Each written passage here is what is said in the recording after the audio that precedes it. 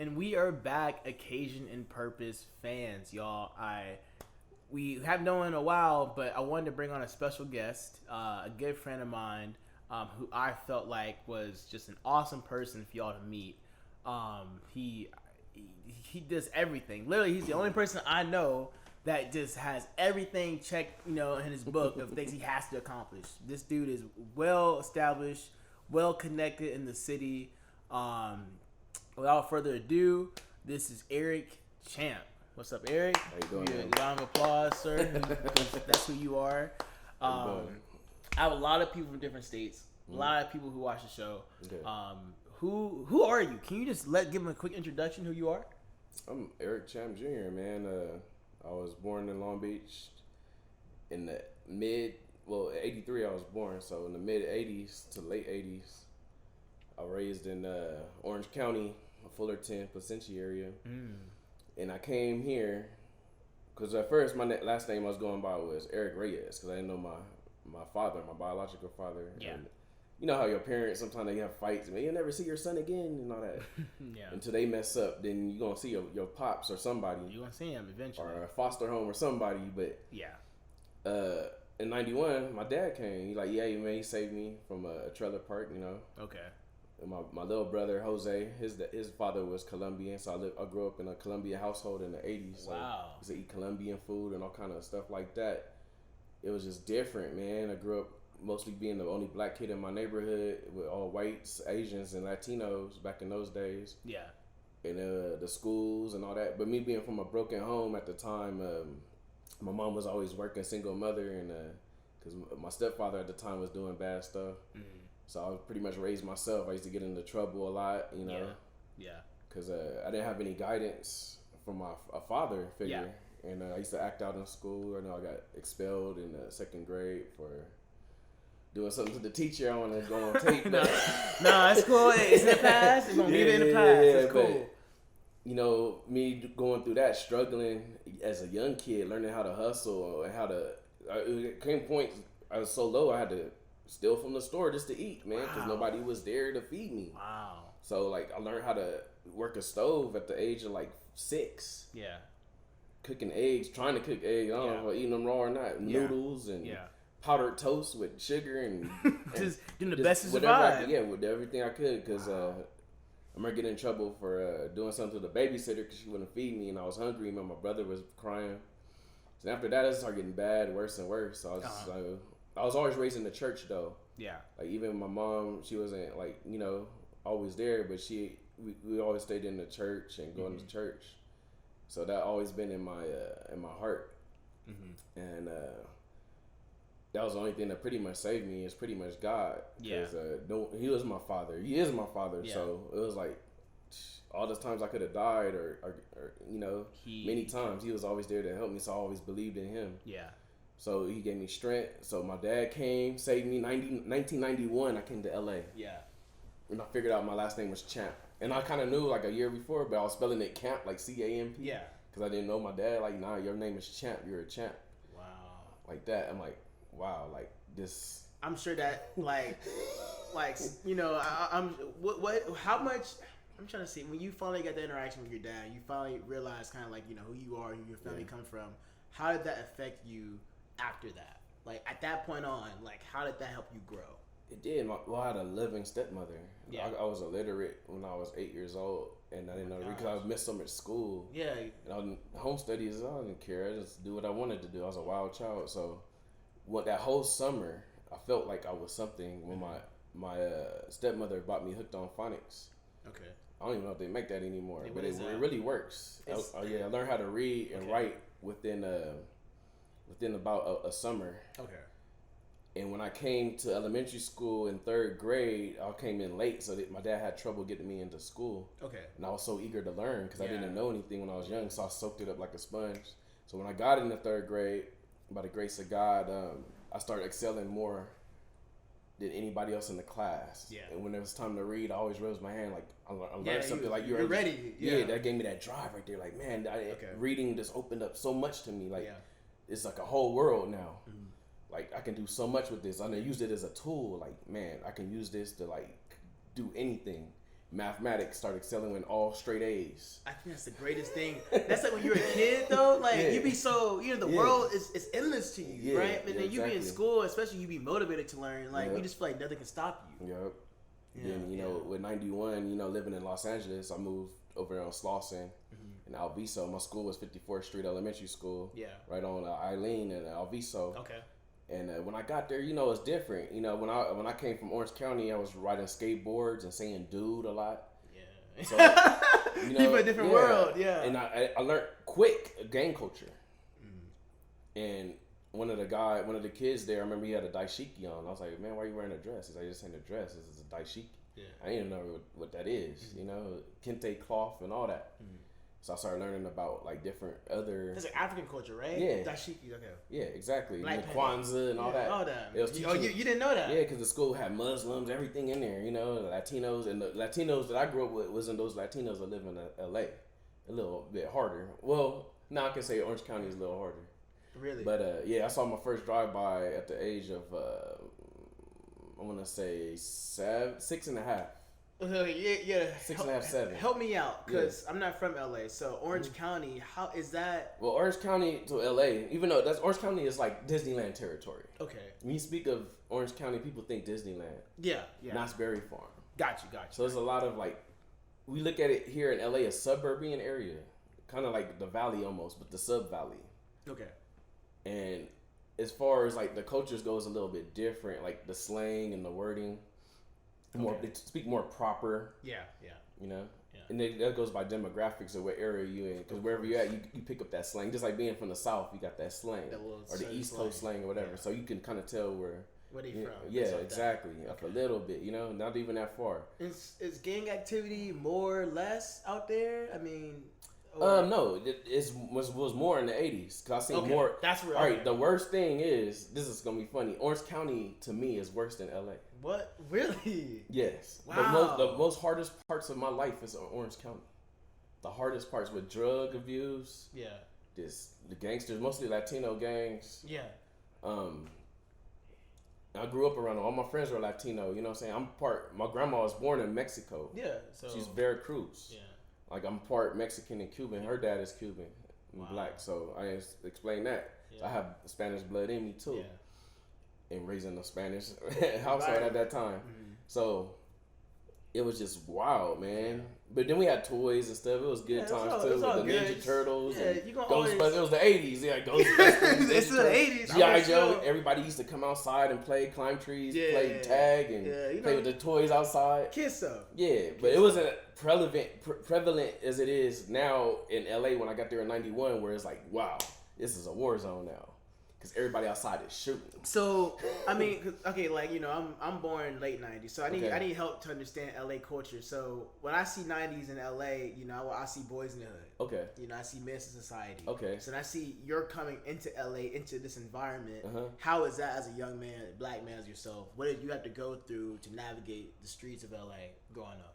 Oh, man, you got to be real cunning. I used what I learned as a kid, just being out in the streets, doing what I wanted to do. Wow. But that helped me out a lot because... You let that stop you. Well, when you're out there in the streets, your daddy and your mommy ain't around. Of course. You got these kids out here with no mommy and daddies. Mm-hmm. And they looking for like either a little homie or a brother or whatever. Yeah. So they are very influential.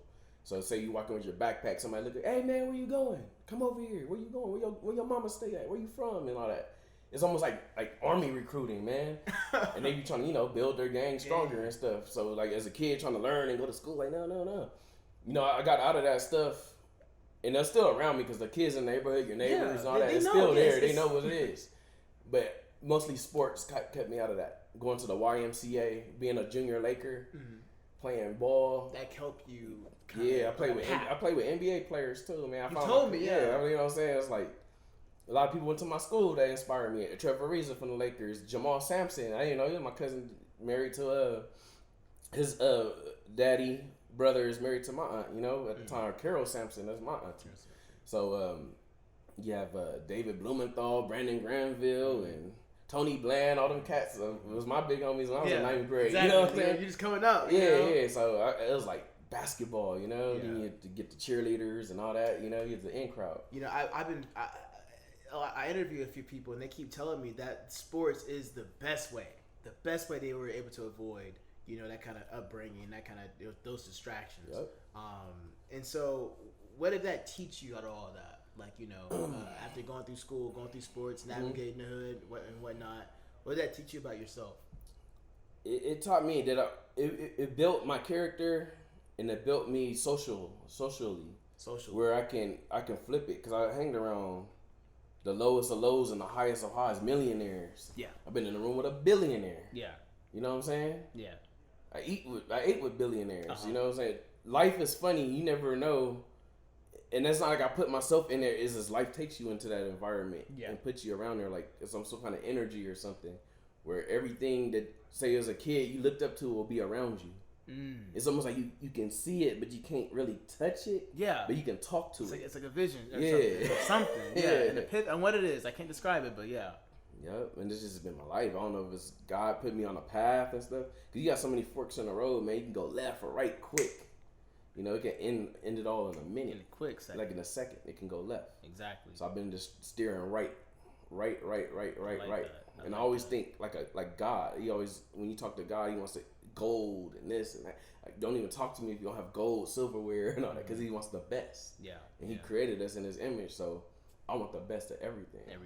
I love that. I love that, Champ. I love that. Speaking of the best, the reason why Champ is on this show today, y'all. I hope y'all enjoy a little segment who he is, but he's on this show because over the pandemic, right?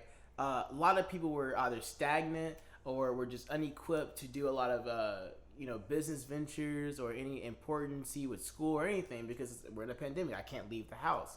But I saw Champ start revealing his company, and that intrigued me, right? As somebody who wants to has his own business, how is Champ able to? I mean, he would say this, I'm gonna get my business, I'm gonna get everything done, and the next week he hasn't done. Yeah. I got a product coming out soon. I'm gonna show y'all. The next day he reveals it. I'm like, oh my, like this dude is working hard. Like, where did this come from? So your company. I want you to say it. Yeah. It's called. Well, I'll say it. It's called the House of Crimsin Cloth, if I'm correct. That's correct. So where did this come from? Because I saw it. It was during 2020. Did you have this idea beforehand? Like, when I was young, like I want to say like 2000, I changed my rap name. I used to do music like beats. Yeah, I used to be called, the Levitator. I got you. And people used to love my beats and stuff. So my aunt, one time, one of my aunts took me to Project Blow, which is in Leimert Park. It's like the Mecca, the Black Mecca in LA. It's like one of our last strongholds. It's called Leimert Park. Leimert Park, yeah, okay. Yeah, so I'm a big Dom Kennedy fan. He reps Leimert Park a lot. Yeah, so I'm there with this group. This is the creator of Project Blow is named AC Alone. He's one of the creators, the founders. Okay. He's the most reputable president, Yeah. And he came from another place. It was a health food store on Crenshaw, and I want to say around in between Adams and Jefferson, called The Good Life Cafe. And there you couldn't curse when you rap and stuff like that. So they like did spoken word and all that stuff, and they started formulating crowd. They were called it was AC Alone Freestyle Fellowship. That's Freestyle Fellowship. Mm-hmm. Where like everything in the 90s, like that was when Wu-Tang and all that was out. So it was like, what? They're known, like, yeah, okay. And AC Alone is in most basketball games, like NBA 2K and all that stuff. Mm-hmm. So he branched out from there and created something called Project Blow in Leimert Park. It's Chaotic Sounds right there on the side. Yeah. So you got people from Cartoon Network, you got MTV people, everybody. Yeah, that's it. It's like you got Doja Cat was on stage over there. Oh, really? That's the newest one right now. Dumbfounded. Got Open Mike Eagle from the swim team and Psychosis. I was started there young, bro, and I learned on the corner how to rap. That's before I even got inside Project Blow. You had to, right? Yeah, you had to earn your right. Yeah, you had to earn a rep. Mm-hmm. So the olders and like, oh, you whack, do whack. Yeah. I got homies doing beats off the MPC and like now they blown up. Like DiBiase, shouts out to DiBiase. He did Donkey Kong Pimp. You want to check that out? I did a whole story for Donkey Kong. It got picked up by the creator of a Nintendo game, the Donkey Kong. I forgot it was on GameCube, but I don't have the rights to the actual beat that this guy in Japan has. Yeah, and yeah. he's like, yeah, we can put your song on the game, but you won't get any royalties and all that. I'm like, my manager the said one with no. the drums, you mean? No, it wasn't that one. It was a full on action adventure game on GameCube. It was that Donkey Kong on GameCube. On game, okay, got it was around that time, like 2006. Somewhere around there. I got you. Exactly. That's crazy. Yeah, so I'm very artistic. I like to draw. I've always been that creative. I always like to draw. Back in Orange County, they used to do Bart Simpson. People couldn't afford the Bart Simpson T-shirts. Were hot at the time. So you had to do it. Yeah, my mom's girlfriend was doing them in the garage with an airbrush, like spraying T-shirts, slanging them. Wow. Slanging T-shirts. Making money. With and that stuff is in the back of my brain. Yeah, engraved in your that head, hustle, like seeing people do stuff. Like, how did you do that? Like, I want to do that, but I want to do mine a little different but on my own. But I'm listening and learning. I'm learning. Okay. And that's just, man. And I guess that's for me not having a father and my mom not being there and not being told what to do. Yeah. Because a lot of people, like going back to what we had said off camera about being a crutch. Yeah. And people are followers and not leaders too much because they're always like, do this, do that, go clean your room, go sweep and go mop. And you're like, I don't want to do that. I don't want to do that. I want to do it on my time. Yeah. But you're always on somebody else's time. Because everything is borrowed time. Ooh, I love that. Ooh, y'all. Hey, Champ. Go on, Champ. I'm sorry. Keep going. I had to cut you off. Keep going. I'm sorry. Keep going. No, I'm just borrowed time. This is what drives you. Yeah. Feeling the ether, feeling that energy, just pushing you back when you're trying to go forward. Yeah. It's like what you call it, progression, but propelling yourself to the universe. Yeah. You have everything stopping you. You got TV stopping you. You got your bowel movements inside stopping you. You know, you gotta go. You know, everything is stopping you. You're like, no. You're like, you just want to go back. Like, I need to do this. Move. You're like drowning. Because you let all this stuff around you just mess with your energy. And you have to tell people, like, look, I'm doing this. I need to be left alone. Yeah. And that's what you have to do sometimes, man. You just have to have this God, the Godhead, your two eyes, and this right here makes the pyramid.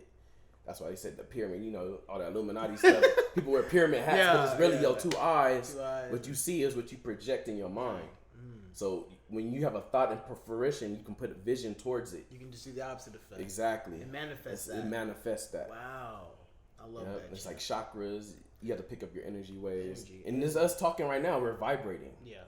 My chest is vibrating when I talk. You're vibrating. Your words are hitting me. Hitting you, and it's same type of energy. Same type of energy. And so what you have created, I assumed you put your artistic side to the test, and you created some of the, I think it's some really cool stuff. Okay. I want to kind of just jump into it. It's the shoe. Yeah. I remember so Champ has now 2 shoes he has released. And I'll have the links to those in the description on the YouTube. Mm-hmm. And but the first one was a woman's shoe. Okay. And it's called Lydia. Yep. So I'm gonna get it right here. If you want to just pull it out so you can see real quick before we get into it, I want to have so many questions for you about it. It's a beautiful shoe for the girls, of course. Awesome box. I believe it comes from Italy. Imported from Italy. Right there on the box, made in Italy. Look at that. That is, and I'm this going is a size 6. I got it from my wife, Kelly. Shout out to Kelly. Yeah, Kelly. She's born here in LA, but she's Okinawan bloodline. And that's Japan. Yeah, right? I couldn't do this a lot without Kelly too, man, because she was been strong behind me. Supporting. A woman can actually, my wife can stop you. Yeah. But she was like, nah, go on and do it. Because I don't stop her. She does a lot of stuff. She is a teacher. She coaches basketball. She babysits, does this and that. Does everything. Yeah, she's a hustler. Just like you. Champ. On a different level, though. Hey, I'm trying to get on her level instead. I got to catch up. So, she's a basketball coach. So she knows about competition and all that stuff, too. So it's like, so I'm going to show you these shoes. These are the Lydias. Wow. These are patent leather. I'll explain this to you, too.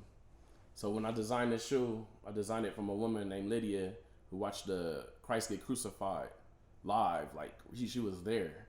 She hid, was it St. Paul, right? Yeah, it was Paul. Mm-hmm.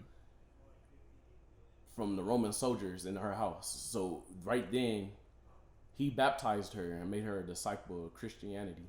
So she learned the arts of Christianity, and she was the first woman to practice that. And she was from Thyatira, I think. Thyatira, right? It's like an old ancient Probably. city. I'm not sure. Yeah, I I think can't it was confirm. Lydia of Thyatira. And man, she watched him die. So that was a heck of a sight. Yeah. So this red represents the blood of Jesus. This is the lamb leather part, which is the Lamb of God, which is Jesus. And this is the black, which is the death. So the House of Crimsin Cloth. I don't know if I get it symbolic. You want to say that for something else? It's your podcast, sir. I'm helping Mary. But this is very cryptic. I like for people to find out stuff. I don't tell everybody the cheat codes. It's something you can look at. Yeah. I think art is subjective too, so it's all about how the viewer looks at it. Yeah. But most people who like this shoe are like the type of girls that go to Hot Topic and stuff. I noticed so far. But then I get a lot of beautiful sisters that love this shoe too. You know what I'm saying? So the shoe is pretty much for everybody, man. It's like it's when I designed it, the people in Italy wrote me back like, "Oh man, you're one heck of a designer." I got like actual praise for it, and like I have a little printed out thing. That you know, is really cool. Actually. Yeah, I didn't get it for the Squallows yet, but this one, right away before I even released it, it was like, "Oh my god," you know, they was floored by this. Okay. But this is the Doc Lydia, beautiful, which is the House of Crimsin Cloth Lydia. Beautiful shoe. Shoe. I mean, can I hold it real quick? Patent leather, yeah, man. I love the heel design. That's probably one of my favorites. I think 3-inch. Yeah, I like how tall it is. Like how it, makes you as a woman. This is gonna put you there. On they that stand pedestal. out too. Yeah, they stand out. And the red and the white just pops with the tongue, which reveals our logo or his logo.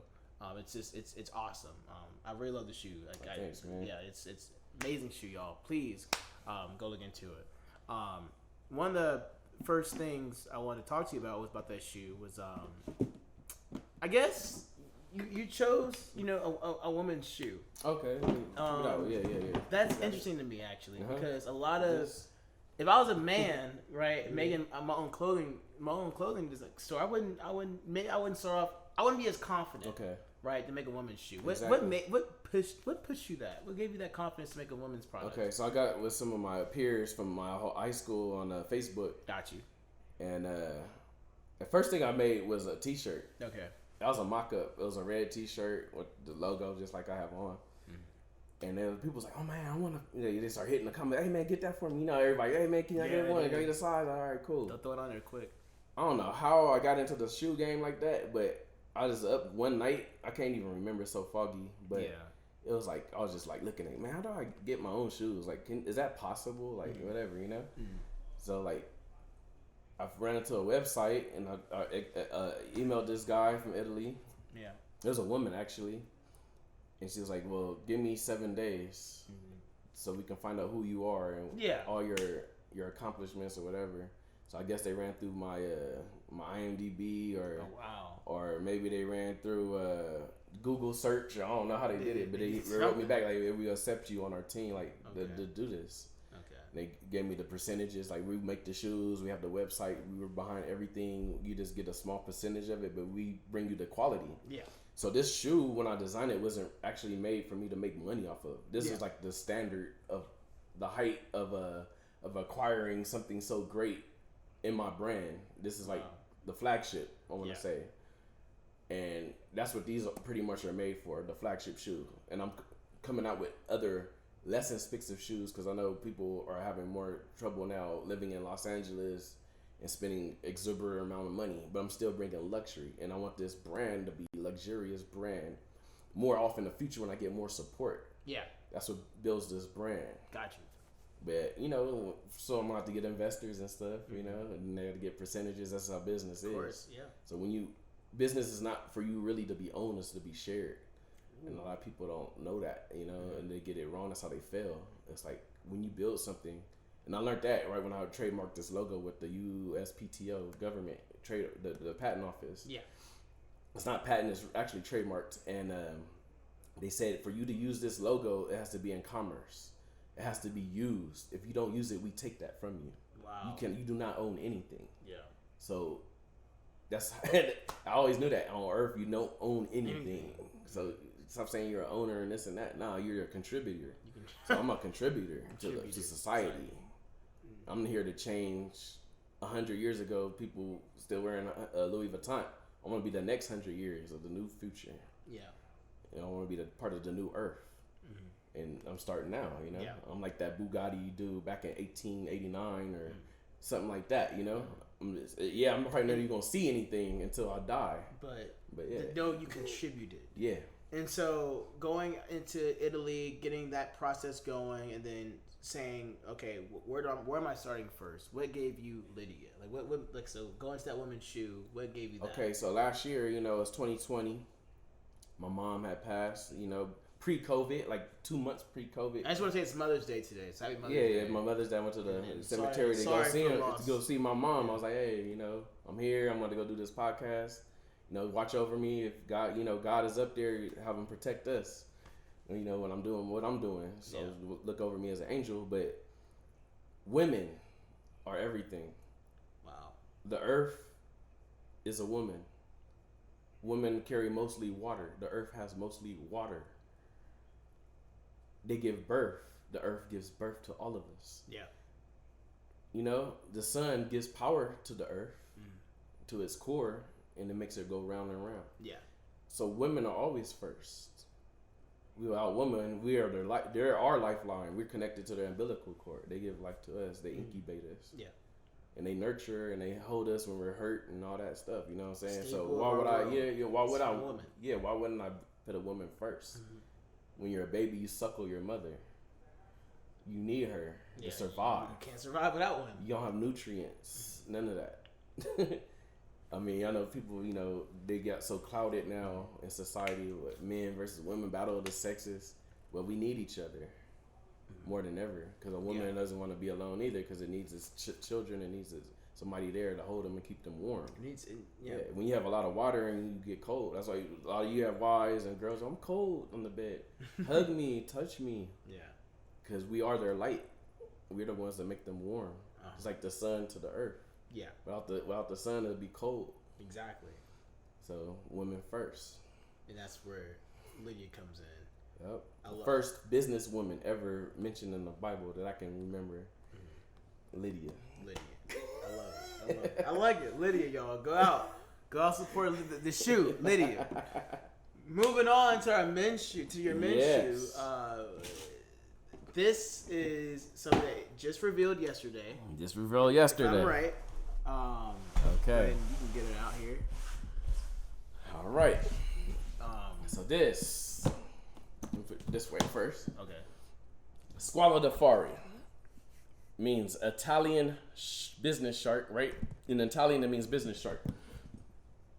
And here's the front of the box. Front box looks like a killer whale because killer whales be going head up with sharks, you know. But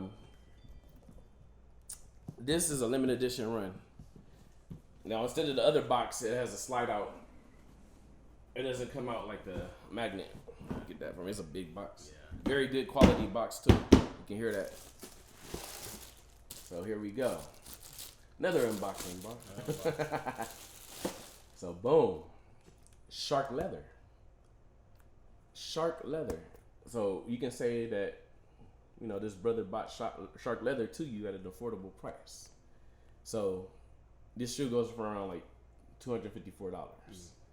Patent leather strap around, all in the back. You see it shiny. You can see your reflection. Yeah, it's bright. And this front part is this Italian leather, black, smooth sole, like outer sole, right? Look at that. You ever seen rivets like that on the bottom of a shoe? It feels like a shark. Yeah, you touch it, it's like, wow. Come on, you know, like who does this? Wow. The beautiful silver lace lock. The teeth. Yeah, just like the teeth.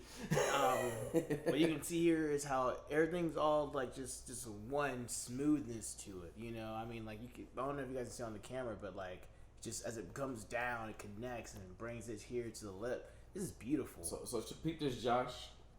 I made this shoe like this. You know, I could have put a different leather on the top. Yeah. But I'm like, you know what? When I put this on as a shark leather boot, I spent $254 on it. I want to feel like a shark, right? Exactly. So whenever you put on shoes, you always touch the top, right? Mm-hmm. So every time you put these shoes on, boom, putting them on, I feel like a shark. Yeah. It feels like skin, like it's crazy. Yeah. Yeah. Wow. So when you go out there, you're like, yeah, I'm ready. I'm ready to go. Let's go. Whatever business you handling, you can do it in ease. Yeah. It's classy. You got that military look to it. You got a Timberland type of look to it. Yeah. And you got that, you can go outside and wear a suit because you got the patent leather, shiny. So it's like all different types of like just clowning. Yeah. This is top of the line. Good quality, y'all. Like I do love these shoes. I really do. I saw them yesterday. I was like, oh my god, these are amazing men's shoes. This is signature. This is what you want when you see the House of Crimsin Cloth. You want to see this. You want to own this. Like, I would want. This is what you want. It literally feels like you are sharp. It feels so good on the inside too. Oh my gosh, it's real. Oh, I love. Good. You did it. They did a good job. It's a good shoe. Thanks. Yeah, man. These will be released June 25th, 2021. Okay. And I did the 25th of June. My birthday is June 1st. I don't want too close to that. Yeah. But the 25th, because my jersey number in high school is number 25. Okay. Comics. Okay. Even when I was in a junior Laker, it was number 8, which was Kobe. So Kobe changed it to 24. But I was like one underneath my number 25. Shouts out to Kobe, R.I.P. though, man. It's all right. But I had the 8 though, like when I was like 8 years old. He has the pictures to prove, bro. He showed me. He has the pictures to prove. So they released June 25th. How long will these be in store for? They're a limited run, and I'm planning on someday flying out to Italy to go see the people making the shoes at the factory and find out what's going on. Okay. But it's now it's a limited run. It's shark leather, bro. So, like there's a lot of shark leather because I think the vaccine they're using shark fin. A lot of the vaccine I heard. I'm not sure. So, but this is how I'm getting supply and demand, y'all. It's going quick. It's getting up them shelves, as you see. So if you ever want to wear a shark, swallow. Get it now and support your black businesses, bro. Support them. Thank you, Champ, for showing us your shoes, man. They're just dope. They're just dope. This is for you guys. It's not for. I designed it, but it's for you. And so the hat, the shirt. Where can I get all this stuff? The hat was smooth. I love the shirt. Okay, so the hat. These are mock-ups. Okay. So what I do, I test things out in the field. Yeah. I don't just make stuff just to make stuff and throw it out there, let it stick on the wall. I go out there and wear it myself because I am the brand. Yeah. So I'm gonna rep it when I come up out the house. So I go to work or wherever or to an event. Yeah. People be like, oh, that's dope. I like that. Hey man, where you get that from? Let me get. Hey man, when people start saying that, I'm like, all right, I want to come out with this. Of course. Because people are like gravitating towards it. Yeah. And that's what I do. So this hat will be coming out. The shirt will be coming out. I have my own Shopify shop, www.crimsincloth.store. Link in the bio. Yeah, it's gonna be in the bio.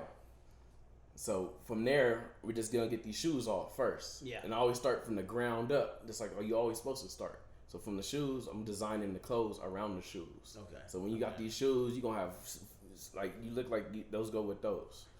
You said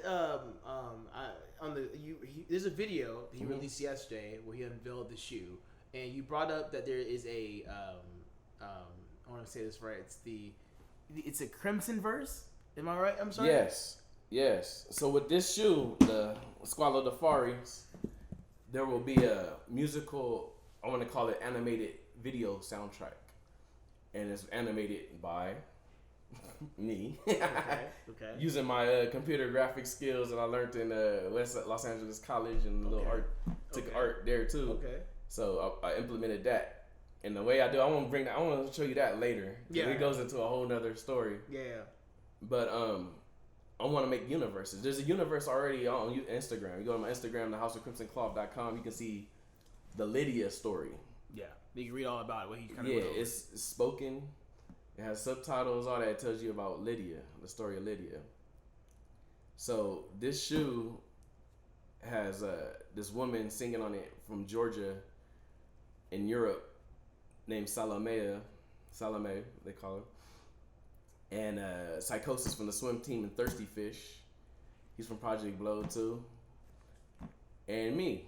Then the track, the actual music is done by MIC, another good friend of mine. Where I got a whole mixtape coming out too for the House of Crimsin Cloth, my brand. Yeah. A free downloadable mixtape so you can enjoy what you got on and bump the tape and for bump free. the shoe, the music. The for music the it goes hard. Like everybody that goes in the studio and when they hear it, like what is that?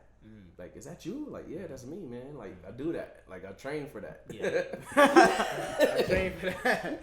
This is where that comes from. I just hope, like, I don't end up, like, gone and stuff. People discover you when you're already gone. Like, that's what I hate. Like, a lot of artists I'm discovering now, they're already passed. Yeah. Like, Pop Smoke is dope. Like, Young King Von, like, what? Like, I didn't know about that. Like, Chinks Drugs. I'm like, man, these guys are so awesome, but no one was like probably like playing their tapes or whatever until they died. Like, and that's becoming the culture now, and I don't like that. I want to live. You know what I'm saying? Like my brand is about living. It's about God. It's about living. I think the best part about this though is that when you work hard and you live for something that you really want, you should feel when you leave this earth like you've done it. Yeah. And if you discover me and I'm not here, yeah. Well then you have to accept that. But at the same time, I know I put out some amazing content. Yeah. I know I did the best I could while I'm here, and I think that's what you're doing. I think there's a lot of other people are doing, especially when they have their own business or they have their own shoes or music. You're doing the best you can, and you're proud of what you did. That's what pays off for me, at least. So that's dope. The audience just wants to know, when we wrap things up, what is next for you? What's your next phase after this? What do you want to see your company grow? What do you want to see this, in the next level? I started another page on my Instagram, ECA Visuals. Okay. And I did that. I ain't gonna lie, I cut the middleman out, like doing my own production. Yeah. So I learned how to do photography. I'm still learning. I'm an amateur still, but I'm getting good. Yeah. I'm already getting paid gigs for doing that. Yeah. Not big money, but enough money. Like, man, I can get you a little PS5 real quick. You know what I'm saying? But, everybody trying to get one. Yeah, cool. yeah. So, like, I'm working with clothing line brands and stuff, too. Not just mine, because it's not just about me. It's about others, too. And I help others, too. Exactly. Through different outlets. So, like, somebody be, hey, man, Crimson, come over here. Can you shoot this for me, man? Can you do a photo shoot for my girl? I did a commercial for a line called Magazine Fresh. Yeah. And, it was my first thing ever shoot. I was, like, learning from my music manager, who is actually a director. He works with Charles Band director Hugo V. Shouts out to director Hugo V. He put me on IMDb. He put me in movies, all kind of stuff. So, going back to what I was saying, just observing and learning. Yeah. So, I learned, like, okay, that's how you pan a camera. Okay, this is B-roll. What is this? Like, you no, you start learning. Free. You just like, oh, you're like, all right. I'm really with the movies though, like in Raleigh Studios, like shooting movies, doing the gapper. I got some stuff on YouTube with me behind the scenes. Yeah. It's like, man, I'm just learning. So I'm like, man, I can do this myself. I don't need to spend nobody thousands of dollars. I can just boom. Learn it. And that's what I did. I made ECA visuals and I do NFTs, all that. Whatever, awesome. That is awesome. That is awesome. Just a multi-conglomerate organization, that just puts out amazing content and amazing products for people to enjoy, it seems like. Yeah. And I love that. I love art. Like, I want to share that with you. Like, let's color. Let's do things. Yeah. Let's have fun. Let's do it. Yeah. Why it's like, I don't know about him. Let's collaborate. People, I want to speak the truth. Like, there's a lot of glaring names. I have Gucci glasses, all that, Versace. Yeah. A lot of them cats either dead, they got shot, killed, like Kate Spade, God rest R.I.P. Suicide, right? Versace, R.I.P. checking the mail, you know what I'm saying? Like, and some of these other cats that are still living don't even care about, like, demographics, bro. Yeah. Like, they do something like, man, I don't want you, there's been times on Oprah, they're like, I don't want you wearing my clothes and stuff. Like, what is that, man? You're not sharing. How are you contributing? You're just hurting the society. So I want to contribute. The House of Crimsin Cloth is for everybody. It's not just for African Americans or colored Native Americans, whatever. It's for everybody. You know. Mm-hmm. And I want to see white people wear the clothes. I want to see Asians with the clothes. You know. Everybody. Yeah. In God we trust. The government believes in God. Why can't you? You know what I'm saying? That's where they draw power from, because they know it's real. If God wasn't real and he wasn't powerful, they wouldn't put him on the money. I love it, Champ. I love it. That's why I got you on the show, Champ. Anyway, y'all, we're gonna go ahead and cut it right now. Champ, just thank you for being on the show. I know you've been so busy. I know we still in. This man is one of my favorite humans on this planet, bro. He has really taught me so much, bro. He just works so hard. And I'm just happy to steal him for an hour just so he can have a conversation. One of the best podcasts I've had in a long time. So thank you, Champ. Yeah, no problem. Yeah, so y'all can find his products in the link below, his website. I'll have all the links. All the music videos will be down there. So please follow him on Instagram, social media. He's an awesome guy. Support black businesses. Support any business that you enjoy. And you I don't like to say black business. Support American business. Support American business. How about that? Support American business. If you're American and you're trying to be a citizen here or whatever, you support American business. And say, I don't want to get, taken out China and all that import stuff. We gotta, I'm going to finish what Trump started. Make America great again. Support Make America great again. Business. Support America. You're right. Let's support American business. I don't know nothing about no black. I love my black people, but support American business. Yeah. White, in general, Asian, whatever you are. If you dope, you doing good stuff, quality work. Support them. Support it. Yeah. Let's get better. Not go digress. I love it, champ. All right, y'all. We will see y'all next time. Thank you for watching Occasions of Purpose. All right.